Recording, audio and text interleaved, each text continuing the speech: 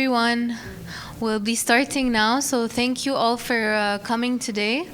My name is Nada. I am the Regional Marketing Director at Amazon Payment Services. As you know, this is we are gold sponsors today at the Saudi Retail Forum, so we're thankful for you all taking your time to attend today. And we hope you will get a takeaway from the Reimagine Payments series that Mona, our country head, will be presenting today. And also, I have at the front here are 2 white papers that we recently released about the digital payment trends in the MENA region across the GCC. So, and our second white paper about understanding Gen Z and millennials.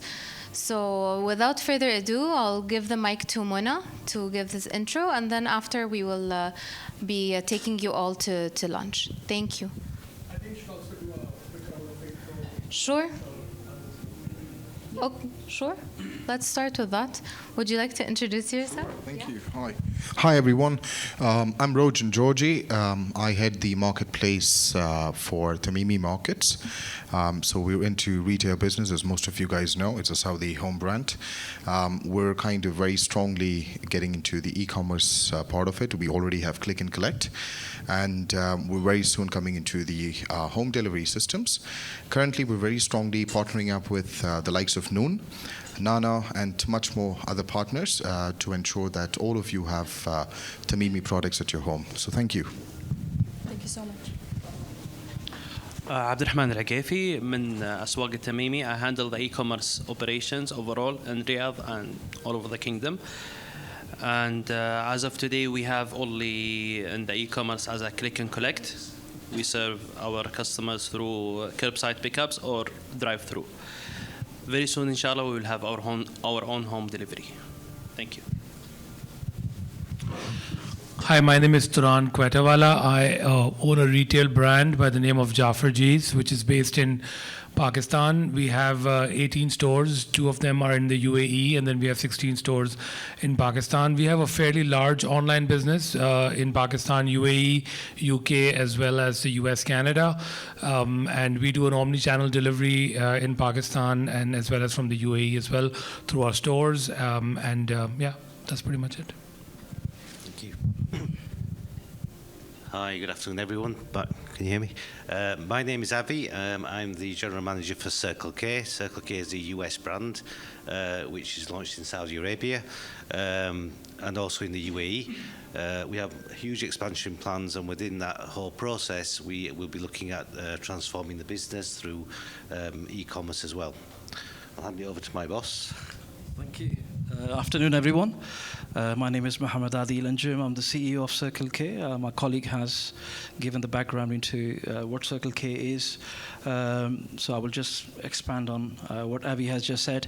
So we launched the brand last year in the market in KSA and UAE. And our vision is to pretty much align ourselves to Vision 2030 in terms of modernizing the Bakala space, the fuel station space, and add value to the marketplace by bringing in international practices which are in line with the consumer expectations.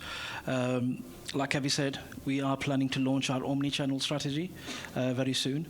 So looking forward to listening to and be part of this session and listening to the other group members as well. Thank you. Hi everyone, my name is Mohammed Imtiaz. I lead the regional business development for Amazon Payment Services. Lovely to be here, and thanks to everyone for taking out time. Hi everyone, and welcome again. My name is Abbas Zaim. I am the head of key accounts and strategic accounts in Saudi Arabia, and I'm more than thrilled to have you here to us for further discussion. Thank you. Hi everyone, Assam Hashim. I'm a business development manager with Amazon Payment Services. Happy to be with you today. Good afternoon, everyone. My name is Fadi Serhal. I head Yogi. It's an F&B brand. We are more into the healthy, accessible gourmet segment. We currently are available on a brick and mortar option, but we are currently expanding towards our own application and a new model that we are trying to experiment, which is Pick, Tap, and Go, which is basically a pick and go that is not manned by anyone, just cameras and trying to catch the thieves. Yeah, looking forward to collaborating. Thank you. Good afternoon, everyone. My name is Ayat Khan. I am the CEO for the retail business in North Africa called Lighthouse Middle East. We have the franchisee for the well-known brand like Skechers, R&B, and we have our own outlet brand similar to like Brand for Less. So we are in a process of launching as well as the e-commerce over there. You know, North Africa is still like not that much grow up as UAE and Saudi, but we are trying our best to make that happen to give the customer the best service we can. So looking forward to get the best advantage of this session. Thank you. Hello everyone, Shadin Sayam, Business Development Manager. Thank you so much for taking your time. We'll be very happy to discuss with you even after the session if you have any questions. Hi everyone, Adwa Al Sheikh, Business Development Manager, and happy to have you all here. Hello everyone, I'm Jad Al Khulani, Account Manager within Amazon. Happy to have you all here. Yes, hi, good afternoon. This is Abir, the co-founder of 9 Soft Serve. It's an ice cream shop. The idea of it, it's wheeling back to softy memories, like you go back to 9 years old. Every 9 we have a new launching. We would like to see and explore what is our opportunity in the e-commerce. Thank you. Assalamu alaikum wa rahmatullahi wa barakatuh. My name is Khalid Darwish. I'm the CEO of Manuel Supermarket and the co-founders. I'm very happy and delighted to be over here to gain and learn more experience. Thank you. Thank you so much. I think we have, you have your, yeah, we're just doing an introduction if you'd like to introduce yourself. أهلين صباح الخير. Good morning everyone. This is Karam Rajab, co-founder of Baytunia.com. All right. Thank you so much, everyone. And it's a pleasure to meet you all today. I think Amazon employees are sponsored by Yogi during our lunch and by Tamimi Bakery as well. So thank you so much for your service there. My name is Mona Smayin. I'm the country head for Amazon Payment Services in Saudi and recently also for Bahrain as well. And today we're going to focus our, let's say, 15 minutes to give you an overview of what is Amazon Payment Services, how Amazon is being, in terms of the businesses around in Saudi Arabia, other than the payments, as well as what is the current status of Saudi Arabia for the e-commerce as a whole, what are the emerging payments that are in place, and also we're going to have maybe 20 or 30 minutes at the end of this session to open the discussion between all of us to learn about what exactly we need for our consumer and what they want and how can we serve them even better. So this is the purpose of today's boardroom session, and we have a couple of Amazonians in the room. Some of them introduce themselves, and couples, I think Ali, Ahmed, Simon, if you raise your hand just to introduce yourself as Amazonians. Yeah. All right. So feel free to approach us during the session and after the session as well. So to start with, I just want to give you an overview of what's the history of Amazon Payment Services. So 10 years ago, we had Payfort. Payfort was one of the fintech companies that was in the ground. There were no other payment processor at that time. They were, the leader of the payment processing business in the MENA. In 2017, we had Amazon, they have the vision of acquiring companies to scale them up. And the scaling up of Payfort was the result of Amazon Payment Services as part of the Souq acquisition back in 2017.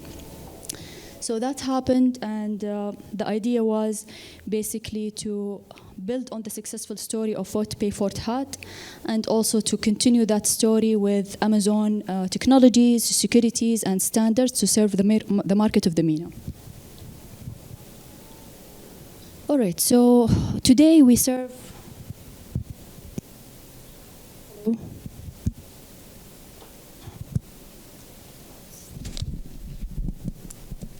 Hello, yeah. I think without a mic, I will not be, able to do that. All right. So today we have a couple of solutions on the ground. So our bread and butter is payment processing to enable online businesses to grow. and to reach more consumers in the market. But also we have other services like installments, like also the collect service, the payment with link, the security standards, also the recurring payments, and all of those items. So these solutions are not only provided to enterprises like Tamimi, we also provide it to small and medium businesses, and I might just reference the ice cream business. I think one of our smallest businesses that we had grew to be enterprises with Amazon Payment Services support. So just to give you an overview, we serve today in 9 countries, and those 9 countries are including Saudi, UAE, Bahrain, Egypt, Qatar, Kuwait, Jordan, Lebanon, Oman, and so basically we cover the whole GCC region as well as 3 other markets. We serve on those 9 markets 4,500 merchants, out of which 1,700 are residing in KSA. We have more than 12 payment methods that we offer to our consumer, and this includes, the credit card, Visa, MasterCard, American Express, and all of those well-known, items, as well as others like the BNPL, Tamara, Tabi, and the other items. So today we offer Tabi in KSA and UAE, and Tamara is also coming on the way. We processed over 10 billion during last year in terms of the volume, and what also distinguish Amazon Payment Services, aside from our payment processing business and all of that we have a very strong partnerships with our acquiring banks. So we have 17 acquiring banks in the region, as well as 27 issuers that we also partner with. One of those items that you might ask about what distinguish payment processing between one another is the availability and the payment success rate. So in Amazon Payment Services, we have 94 to 98 in terms of the payment success rate. And this depends on the industry that you're in. It depends also on the merchant experience and the acquiring and the issuer that you use. And also we have, in terms of availability, around 99% that we also provide. Those are the sample of our merchants that we serve as of today, and we're very proud that in each of the industry we have the top player. So, for example, food and delivery, we have Jahaz. Government, we have Musanid. Airlines, we have Flynas, Flydeal, and so on and so forth. I think I'm saying names that are not here, but our list is keeping, to be refreshed now and then. We also have unlocked some of the Giga projects in KSA. So, for example, Neom are backed by Amazon Payment Services, the Red Sea Global as well, and we're opening that area for KSA. In terms of Saudi Arabia, so we're residing in actually Roshan Front, not Riyadh Front. So the name has been changed. So this building, we have 4 levels there. Within those 4 levels, we have Amazon.sa, we have AWS, we have Prime, we have Alexa. Alexa, I'm not sure if anyone have tried it before. Raise your hand if you have tried it before. All right, so if you tried it in Arabic, it will, it will respond to you in Arabic in the delicates, so Hijazi and Najdi delicates, and it's really fun to try it out. All right, so I spoke a little bit about why Amazon Payment Services. So thanks to Sama and Saudi Payments, everyone is licensed and certified on the ground. So there is a lot of options, and each merchant needs to choose their strategic partners very carefully as a primary processor and as a secondary processor as well. So for Amazon Payment Services, aside from having close partnerships with our sister companies, so Amazon Ads, AWS, and all of these items that we can help you to navigate around it, have special offers, and all of these items, we have a regional presence. So for example, Jahaz, when they decided to go to Bahrain, we helped them to have this, to open that market very fast with one integration with one account manager that they are familiar with. So this helped them to scale, and we're actually matching our plans with our strategic partners' plan as well to expand in the region. We have dedicated account management team that can be with you during the whole process, from the signing deal off until the onboarding stages and the ongoing operations. And we work relentlessly to make sure that your payment success rate is up and high. So sometimes it's not about the payment processing side, but during our business reviews, we have a couple of business reviews that we do with you. So we sit with you on a weekly, monthly, quarterly, as much as you want. And we discuss what are the items that could raise the payment success rate. We walk through the whole customer experience with you, and we identify what can be done there. Operational excellence, customer service, the technology, the back office accounts, all of these items are provided within our dashboard.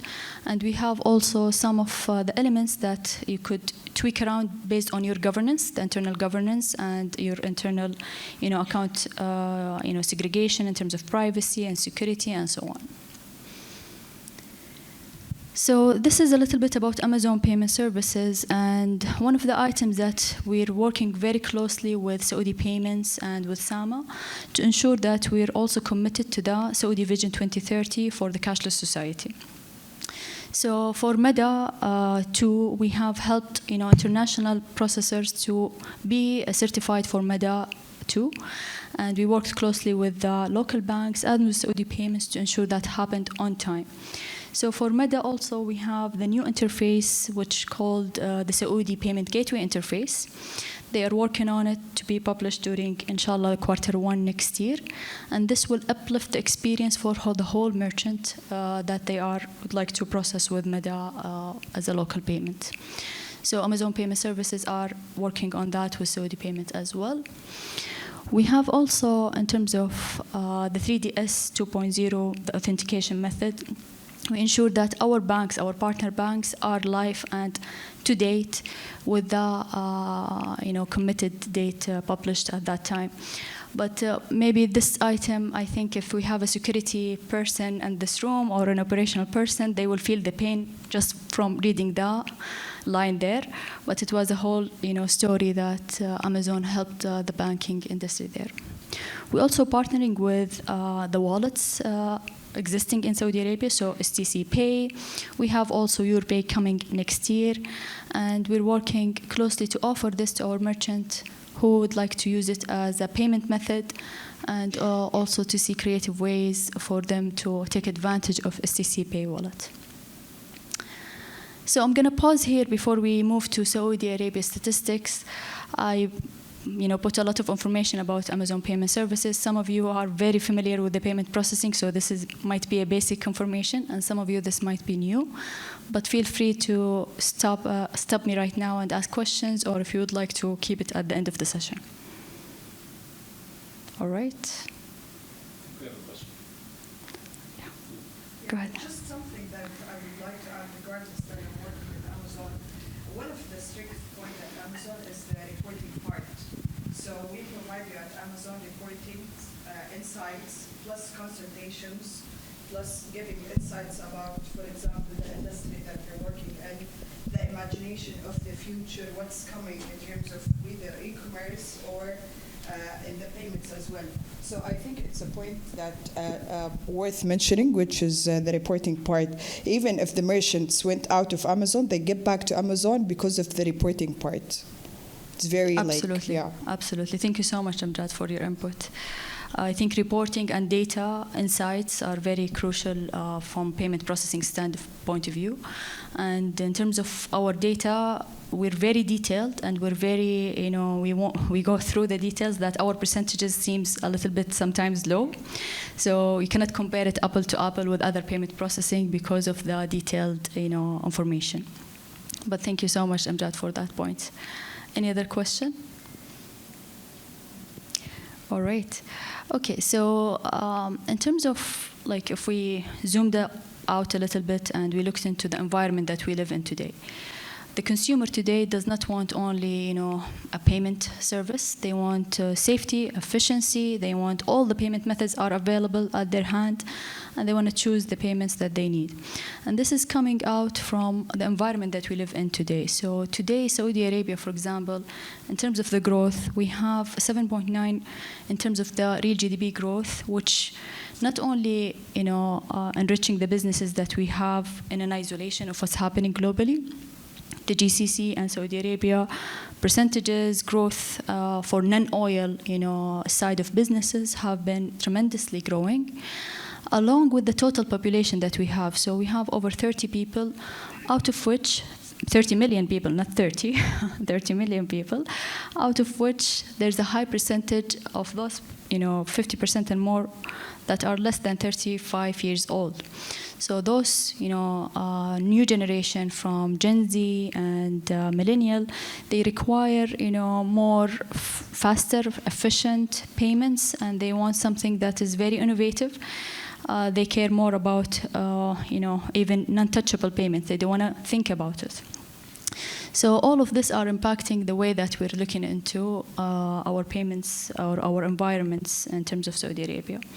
In addition to that, we have the internet penetration. So in the whole MENA, the internet penetration is very low. But if you look in isolation for Saudi Arabia, it's 162% in terms of internet penetration. Everyone has a phone. You look right and left, every kid has a phone right now. And every kid does payment on behalf of their payment as well.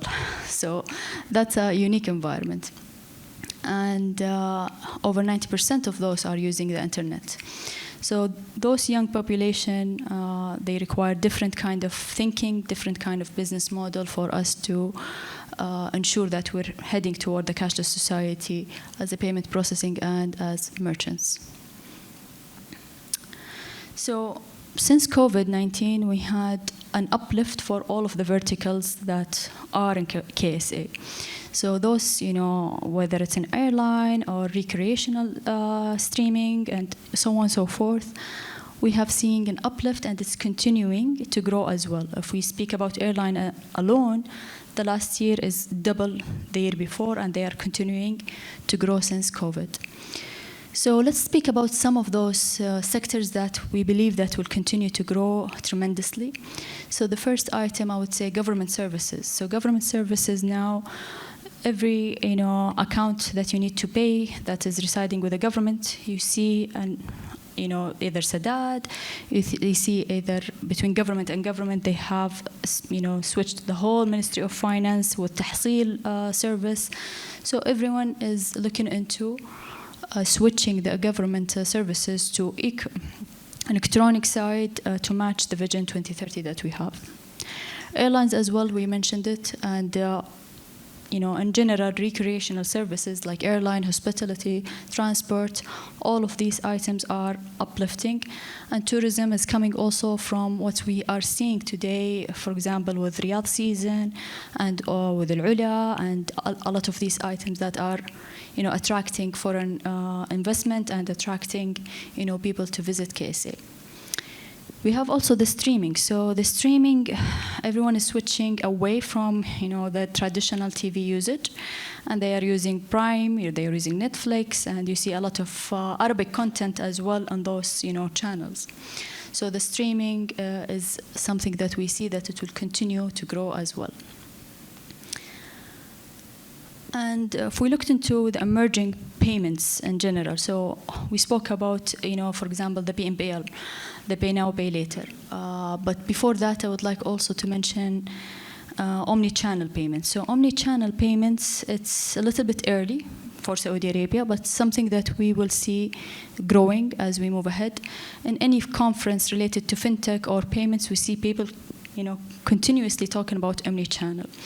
If you visited Seamless last year or any event that is related to payments, everyone is speaking about the potential and about the execution. So it's about merging the whole offline and online into one smooth process for processing payment. And it gives the customer the option to try out offline how the car or the bike will look like, and then pay online using the preferred payment methods that they want. Buy now, pay later, we have the top two players, Tamara and Tabi, and it's growing. We have a lot of new entry to the market. We just heard about MIS also entering the market as PNPL. And I'm not sure if you're active on Twitter and so on, not Twitter, X.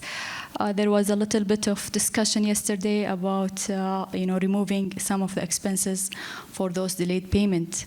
So PNPL is booming, and it's not only about the ease of technology and all of that, but also about the regulations. So some have issued the regulation or the draft of the regulation earlier this year. Yesterday, they have issued the final document that encouraging other PMPL to be licensed. We have also installments. So installment is something that Amazon Payment Services offer since 2015. And installment is only about, the credit services. It's not about, the debit like Pay Now, Pay Later. Some differences between installments and Pay Now, Pay Later that, for example, installment does not have the cap of 5,000. So this could be used in high ticket products. As well as we have, we spoke about the environment, about the population that we have. Those population, they are using the social media, for example. And when they are using the social media, interacting with different products, they want to pay on the spot. So if you're in Snapchat, you're viewing some, clothing, you want to pay it on the spot. Instagram as well, WhatsApp, and so on and so forth. So this is something that we see it will grow as we move ahead in-app payments. So people do not want to switch to another channel. They want to pay on the spot of the product they are seeing. And peer-to-peer payment as well is growing. And we have, we spoke about lending in general with BNPL installments, but there is also merchant lending. So merchant lending is something that we believe it will be growing as well to offer the merchant themselves, not their consumer, some credit for their businesses. For that, I will stop here and maybe just re-emphasize that today, to reimagine payments, we need to look into the consumer that are actually not sitting on the table with us. So before we start the group discussion, I want to thank Mona, obviously, for that great presentation. And just to re-emphasize reimagine payments, this forum we have is, obviously, this is built within the marketing team. And our footprint is to really assess our merchant issues, our merchant concerns, and really kind of bring that to life. So whether it's through a podcast a series that we launched in the region with different speakers from the fintech industry to address different issues, or whether it's through different webinar sessions to do something a little bit more technical, addressing some technical issues with APIs, for example, or addressing cybersecurity issues. So I just wanted to kind of, bring that awareness as well. Feel free, obviously, to check out our social media pages, our website for lots of great content that our marketing teams are doing, and we're really trying to address our issues from our merchants within and kind of bringing that into the spotlight. So without further ado, we'll go into our group discussion now. We have some of our Amazonians that have some questions that we will bring about to begin the discussion. But most importantly, this is your time. If you have any questions that you would like to bring out, please feel free. I'll be passing around. There's a couple of mics, so we can pass them around. Let's take a moment. Are there any questions that anyone would like to address now? Sure. Is there a mic? Segments that I was surprised to see going digital as well. Give you the mic. That's fine. Am I heard? Yeah, sure. Yeah, you're heard. You can be. I mean, my wife always complains about me having a loud voice, so probably this will. But two segments that I was surprised to see moving digital. Education now is using a lot of installments and buy now, pay later. A few schools now are using Mala'a, for example, where you can install your payments across nine months. And recently as well, speaking of Twitter, with the announcement of all rentals must be paid on the Ijar platform. And everyone on Twitter now is calling Ijar the biggest fintech company in the country. Everything is going digital. Even in our industry, even in the F&B, even those who were resisting, let's start with the very minimal, which is the credit card or the debit cards. Some of the big names like Mama Noura and those who up until post-COVID, you could only buy in cash. They tagged and they said, okay, you know what? Let's go digital. Let's start accepting digital payments. So it's interesting for all segments, but I believe the main thing that I'm looking forward to know is how us as F&B operators and F&B chains can move forward with Amazon Payment Services and all the services that you provide. No, so basically for Saudi Arabia, the unique thing, even when we were doing our studies and insights, that Saudi Arabia is the only one that we see an uptake in all of the verticals. So what was highlighted here is the most visible, but in general, all of the verticals have been seeing an uptake in 2013. In terms of how can we serve a specific industry that they are going, same as we are doing with others. So the payment processing is the same. We're providing the same service for all of the industries to serve their online payment with the payment methods that they need. So this will help you grow, whether it's in the same country or also if you're expanding to other countries as well. But that's maybe something that I can share in general. Yeah, maybe I can add a little bit in terms of some of our experience serving merchants, so specifically in food industry and online food service or even groceries, for example. So some of the use cases are slightly different than a e-commerce or e-tail payment. For example, in groceries, you don't know the final amount that you want to charge the customer because you might not get exactly 5 oranges for 1 kilo, right? So the price is usually, you cannot charge the customer upfront. You need to have a little bit buffer in terms of, okay, I'll confirm the order, but I will charge you after the final weight of the product is done, right? So there are, how do we tweak that experience for the customer so that it's very seamless for them? I don't want to be charged and then again charged for that extra 2 riyal, right? So how do you authorize the transaction and then capture later? So that's one segment of it. The other segment is also in terms of pay on delivery, right? So you want consumers to either pay on delivery or charge them upfront. And sometimes the merchant wants to give them the flexibility. Now the problem with pay on delivery is now every delivery agent has to carry a hardware device, right? Which becomes a bit of an operational issue that the devices, I need to have, if there are 10 drivers, I need to have 10 devices. The devices have to be charged, it has to be connected, etc. So how can you take out the entire device out of the equation, right? Can I send them a payment link when it is out for delivery, or if my card is stored already, when the delivery happens, there's a message that goes through an API, and the message can get deducted. So I think the use cases differ from even within the same segment, but these are some of the things that we help the merchant to enable and chart the customer journey, because end of the day, payments is a means to an end. Right? Ultimately, the customer just wants to ensure I get the product, right? I don't really enjoy the experience of payments. Ideally, I want payments to be invisible. So how do you chart that journey is where we come. Apart from just providing a stable platform, this is the value that we add. Thanks.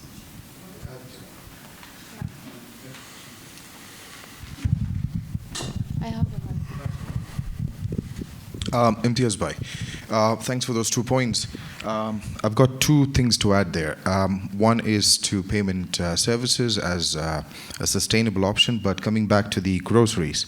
So we at Tamimi, we've kind of overcome the thing there, and it's quite an insight, because what we have done is I experiment a lot on my mother to become the e-commerce this thing, If she buys it, then I know the rest of the world will buy it. So having said that, yes, there is a big challenge in terms of online grocery markets where we do not understand what is the end payment, what is the total amount for it. So what we've done is we've gone and converted that, and we've gone old school. We've made sure that the pack size is to a certain grams, 950 grams, 1 kilo, and then we provide that as a unit price. So when you buy 1 kilo of apples, it can be 5.5 or it can be 6. But we kind of trim that down. So it's either a plus and gain in few halalas. End of the day, it averages out, basically. Sorry? I was saying. Oh, sorry. I'm saying end of the day, it averages out. It averages out. So that's one way for us to make sure that the final basket that is being replicated on the platform is what is being billed to every customer. And this can be used throughout the world. So it's something that has been done everywhere. Now, question on the BNPL. So today we have a moral obligation also to give back to the society. Credit is something that every economy wants to go ahead and step back from. Today you have the 35 years old people coming up right in front, and isn't it a small, this is to the larger audience. I mean, I'm trying to say that I can buy my milk on credit, or I can buy an ice cream on credit, and I'm trying to throw back a lot of credit back into the economy, where this will kind of bounce back on certain amount of inflation, certain amount of money not coming back, and then prices going up in the market. I mean, this is just like broader thought. What does Amazon Payment Services have to kind of look into that? There is a moral obligation over there. So what do you guys have to say for that? Maybe I can start and Mona, you can chime in. So I think, see, at least our view in terms of providing as many payment options to the consumer is important, right? For example, if I'm a merchant, let's take even Amazon.sa, right? I'm sure like some of you shop on that. One, I think the priority number one is if the consumer has a MADA card, we should accept it. If a consumer has a credit card, Master, Visa, we should accept it. If the consumers have started using a wallet, we should accept it. So whatever the consumers have, the first priority is I need to accept those payment methods, because choice in terms of me making a payment is very important. Second is, I think for overall affordability, it's a big theme across the world, not only in Saudi Arabia, but I think especially in Saudi Arabia, it's become even bigger topic because access to credit. For example, like MADA is, I think right now it's around like what, 70-75% share compared to your other cards, right? So that itself shows you that access to credit is not there in the market as much as a developed economy or a developed market has. So I think providing access to credit in a much more sustainable and a regulated way is number one, very important. And hence we have partnered with the likes of Tabby, Tamara, who are growing in the region, and consumers are seeing the benefit of it. So end of the day, as Mona mentioned in a presentation, so it's a young population that we are trying to serve, right? And the population has a lot of aspirations. I want to get the latest iPhone 15 Max Pro 1 TB. I don't know if there's 1 TB or whatever, and have the aspiration. And do I have the means to buy it? Maybe I don't have, but do I have the means to buy in parts? Maybe I do. And when you're providing that access, the entire economy grows, right? And that's proven in many other countries. But the most important part is how do you do it in a much sustainable way? Of course, you don't want to reach to stages where some other countries are, where like the debt ratio is so high that now it becomes actually detrimental to the economy. So that's point number one. Second, on the affordability, it's not also for in terms of groceries, right? We've seen some of our merchants actually wanting Tabby or Tamara, and I was asking that who wants to use Tabby for like a $50, 50 real cart size. So apparently the insight there is not because I don't have that 50 dirham or 50 riyal. It's because of the ease of payment, right? It's basically now I'm so used to this one-click payment that, hey, I use Tabby, one click, it goes away, and then end of the month, I will pay all my bills at one shot. Instead of every time me waiting for an OTP and enter it if it's a MADA transaction. So it's frictionless. So there's a good bunch of consumers starting to use buy now, pay later just because of sheer convenience rather than the affordability angle. Hope that answers, Rajan. Mona, anything you want to add? No, just to add, because Amazon Payment Services, we deal with our partners who are regulated entities. So those regulated entities, they have many restrictions and many items to follow. We do not offer, as of today, our own Amazon brand BNPL service. So this is something that gives us comfort that those are licensed entity under the umbrella of SAMA. Yeah. Yes, it's a if we can listen from our guests about their experience with Buy Now Pay Later and the payment itself. Is it help you to increase the sales, impacting your businesses? How you find it now, if you tried it? Any insights? Yeah, I'll make it easier. F&B, I think, will never go for buy now, pay later. We're a cash flow heavy industry that needs every real that comes through. So I believe very minimal. It could be in the catering business where you're going through 5,000 riyal or X of catering, but on a day-to-day consumer, and we've had BNPL softwares who came to us and said, what's the feasibility of me a sandwich that is 35 riyal that will be split into 3 months? And so I don't know about other segments, but I just thought I'll tell you from my segment that it's not something that would be feasible for us. But for example, you're selling furniture, so how is your experience? So we were maybe the first adopters for the buy now, pay later. Actually, I remember one of the country manager of Tabi calling me during Corona. It was like the beginning of Ramadan, and I said, okay, let's talk after, because Corona time was amazing for the e-commerce segment, but soon after we opened up after Corona, we actually called him back.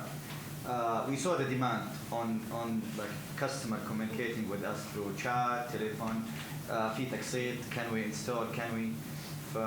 We found the demand now is maybe out of our total volume, 70% goes to buy now, pay later. 70%? Yes.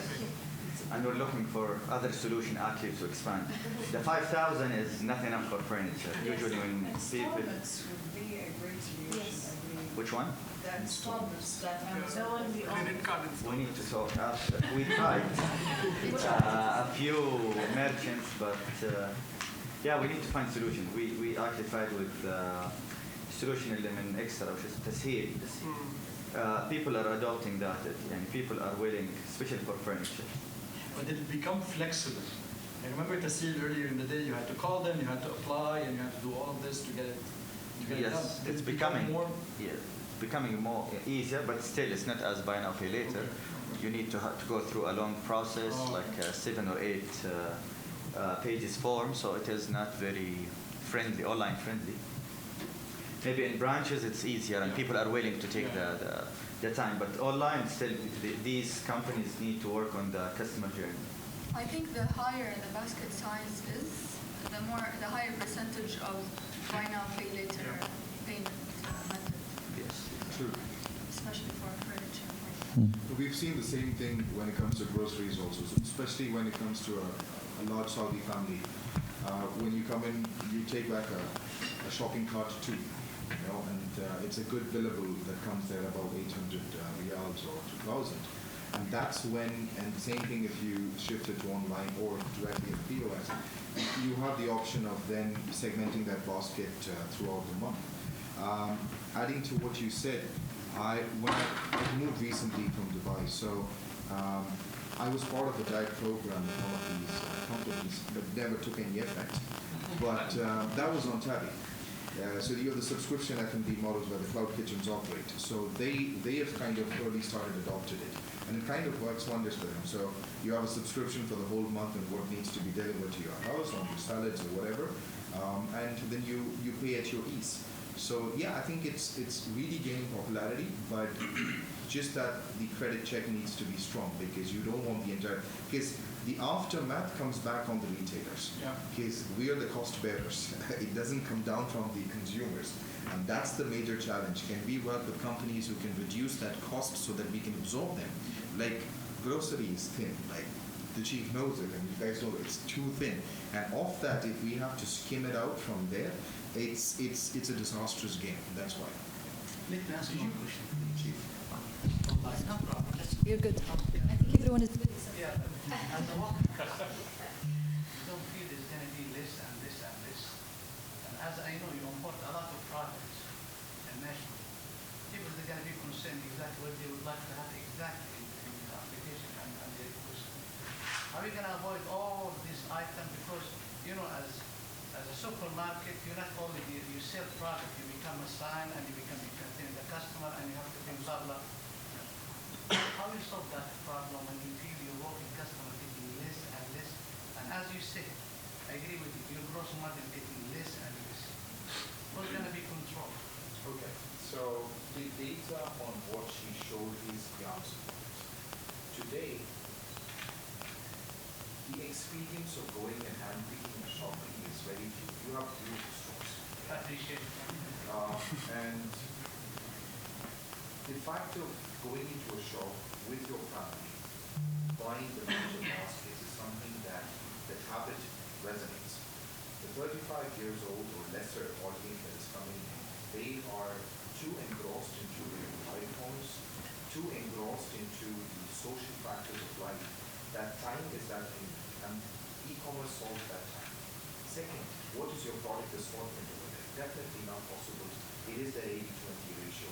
You cannot have the same assortment that is very optimal for offline retail to have on the online. We've understood that, we're changing. So you have to segment those categories that sells very strongly online. You've got good brands that will really take off. It is a shorter basket. We focus on that shorter basket, offering good offers.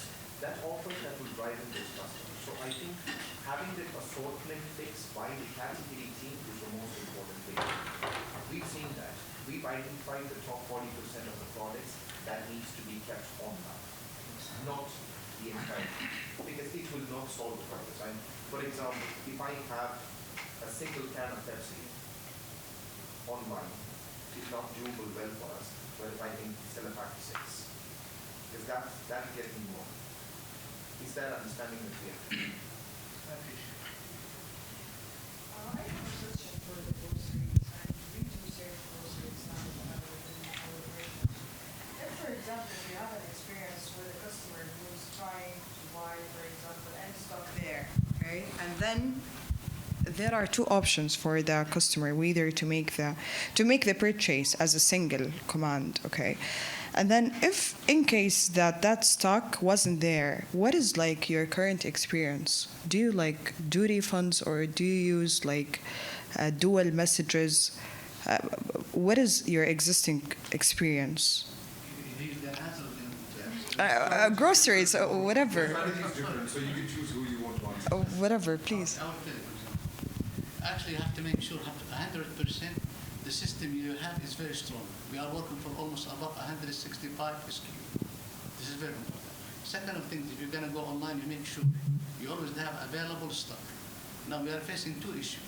One issue, the import products, sometimes the quantity is not big. We have to make sure 100% that kind of quantity is going to be available. There's a big potential you're going to have missing item.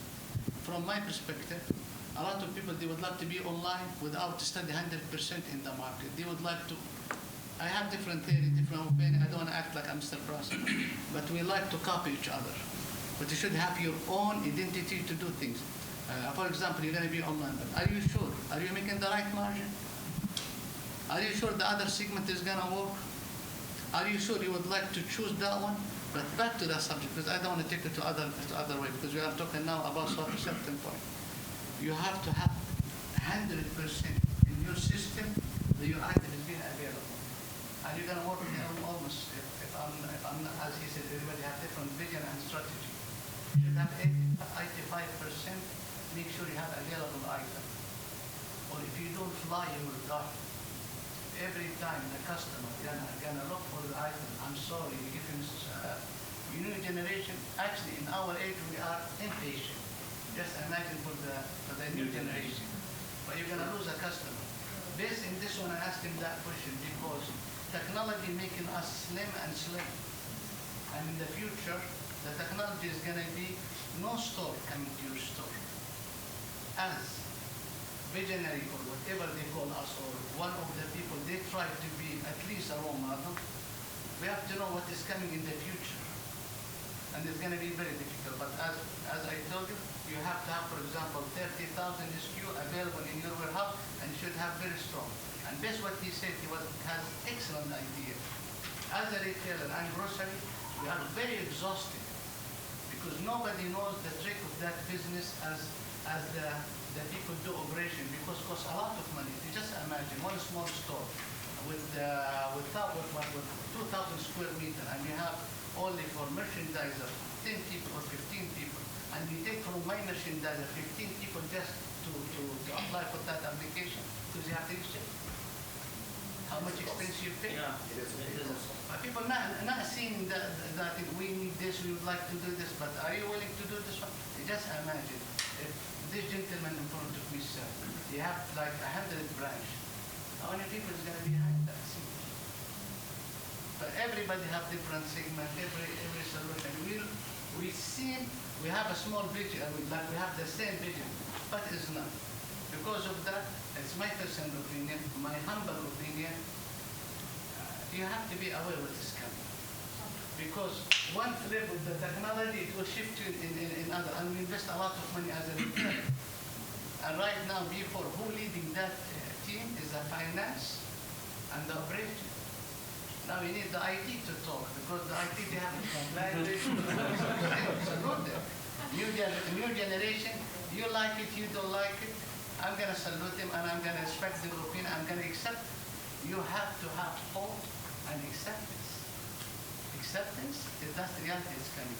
I'm sorry I make it longer, but anyway. That's absolutely true, because I mean, to what he said, a couple of points. You walk into your store, and if you don't have some, it's the same experience.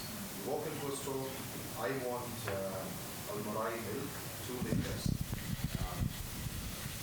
I go into that store. If I don't find it once, just because I have others, I might come back. But the same thing on online, it is so easy for me to go to something else.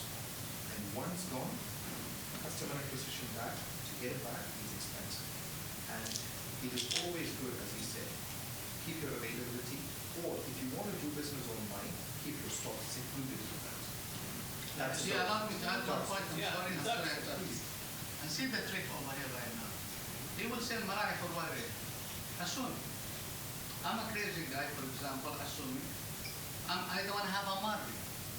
I will kill all my margin. Now the customer will say, he's not the right person. Second of things, capacity to purchasing. He purchases 10 container, I purchase 1 container. The gross margin is not. It's a very complicated issue when you look at it. Because of that, you need people well experienced to do, because what we see right now in the market. I'm sorry, I take it. Within 3-4 years, people surviving in the market. Sometimes you're not making money as a retailer, but you want to build that brand over there. Wait 5 years, and you will see how many people they fall apart. And the end of the story also, technology is good, but as a retailer, we never say this is scary. Because our cash is not anymore with our hand. It's like yeah, I mean, gradually, I'm sorry, technology coming. The end of the story, you look for it, and that was our aim, to work with the cash. Yeah, because technology, pay here, pay there, but we're going to accept it, and we have to find a solution. I'm sorry. Just adding on to that, so what we've done with the meeting is we've launched dark stores. We've launched first single-man dark store fulfillment center, which has dedicated stores for retail online marketplace players. So today we partner with Noon is all our products from us, but it's 100% stores. So you order your rainwater, you get one. If it's not there, it's not visible. Simple. But I'm sorry, when if you allow them, when you look at the percentage, you will end up working for Noon. In different way. In different way you look at it, because our operation is. I'm not attacking, I'm just observing. No. With high respect to you, right? He taking some percentage here, some percentage there. Instead, you give piece of the pie.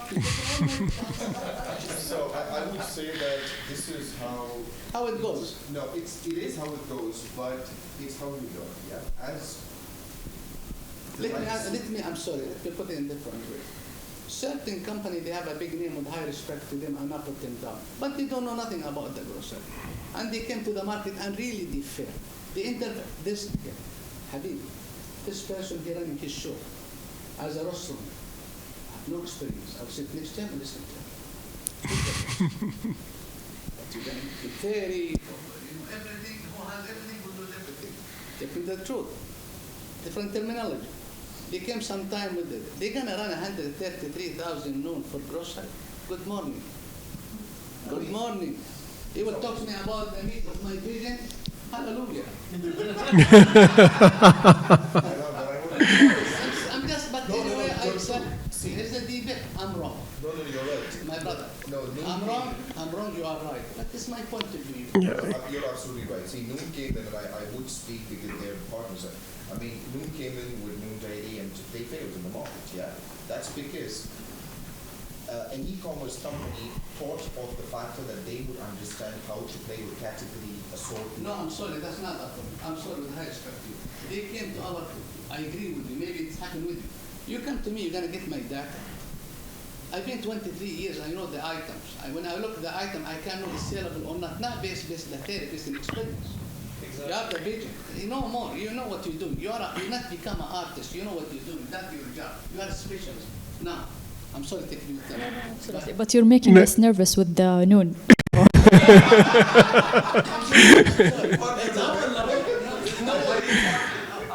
figured everyone is triveting every time food is mentioned.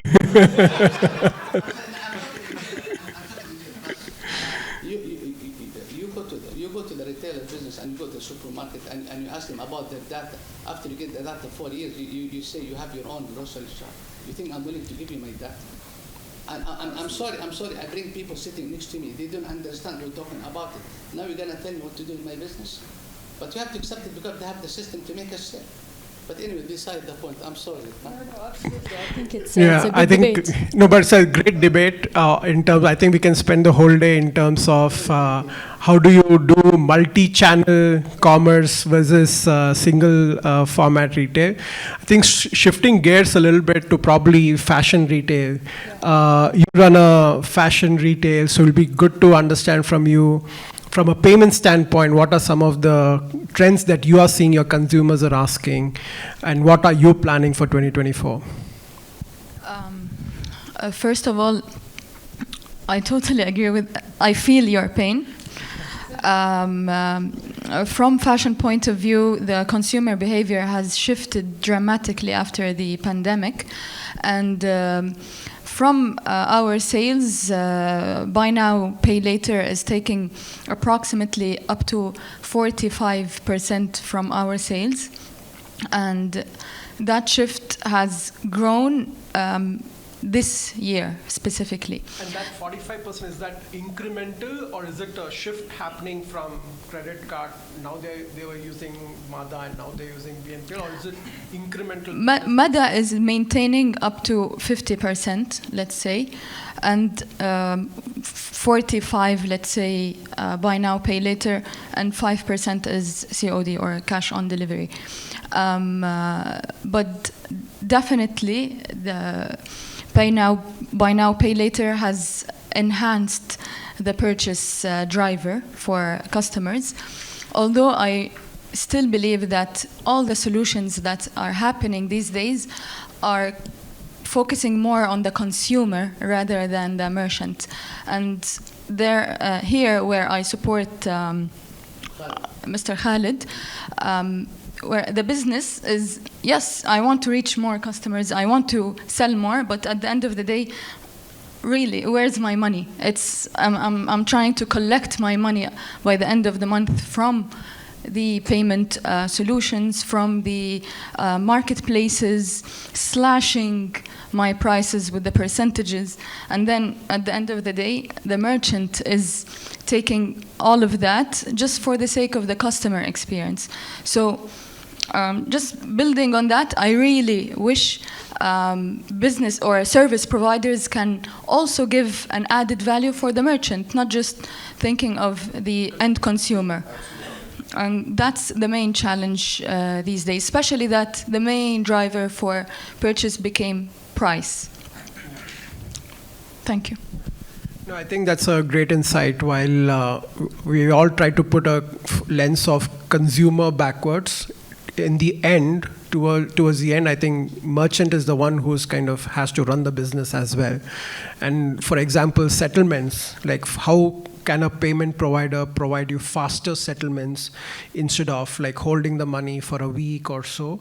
I think that's a big pain point, which we have solved it for some of our merchants as well on the settlement side. But yeah, thanks for sharing that. Mona? Yeah, just from the merchant point of view, like if I just maybe go on a different side, not using different channels, but within their channels of the e-commerce platform, whatever that is. If you compare, having a payment processing as a partner versus building an internal team that integrate with different payment, methods, whether it's Tamara one integration, Tabi one another integration, and so on and so forth, the cost of all of this is tremendous. So the payment processing side is taking all of this heavy lifting and the hidden cost of outsourcing the service to a payment processing who have the expertise, who have all of the integrations already done, and you can just integrate once with the payment processing, and you can see all of these items, and you can see where is my money is coming from. It's coming from, for example, the BNPL side, the percentages in one dashboard as a whole. We did an exercise with one of our strategic partners they are using their internal in-house payment processing. And that's very much costly. We know that because in our business, we cannot make profit unless we scale. We scale in terms of the number of the countries, the number of merchants, and we play with a very thin margin there. So with that scaling up, we can help serve the merchants and them serving their customer. But if someone would choose to have their own, built in-house payment processing team and all of that, the cost of that for a scale of one business is not even, close to that. Yeah. It's a little bit different than what we were telling as a story, but I thought to share that as well. And I think another important point you brought up is also the cost of payments, right? So, and I think in Saudi Arabia, I think businesses are actually more blessed compared to in terms of UAE. An average merchant pays close to 2.5%. Because the credit card usage is pretty much high. The debit, it's completely opposite in UAE, right?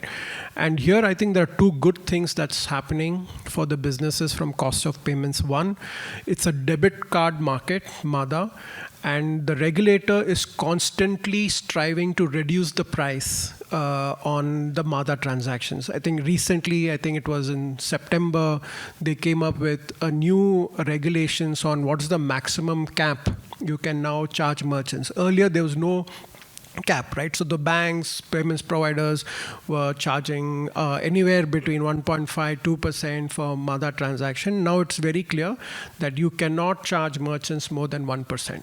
Right, so I think regulators are being very cognizant about the rising costs. So I think that's one, and second, because it's a debit card heavy market, because credit card by the function of the payment instrument itself is expensive. Why? Because there are multiple people who will not pay after paying the card, right? So this delinquency, the banks have to manage that, and that cost then ultimately comes to the merchant. But in debit card, the risk is low. There is no revolving credit. Hence, the pricing is lower.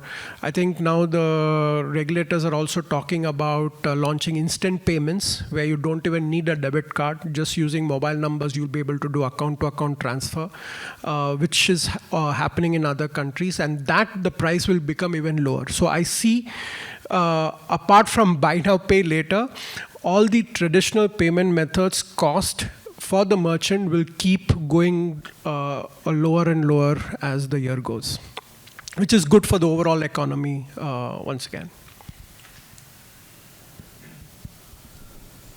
So I have a question, especially for fashion. Did you notice any change in consumer spending behavior for those who use the BNPL in comparison to the other ones? Nothing very clear to notice, but as someone mentioned here, it's not only on the big basket size, it's also on the small basket size. But what's surprising is that the old purchasers who used to have like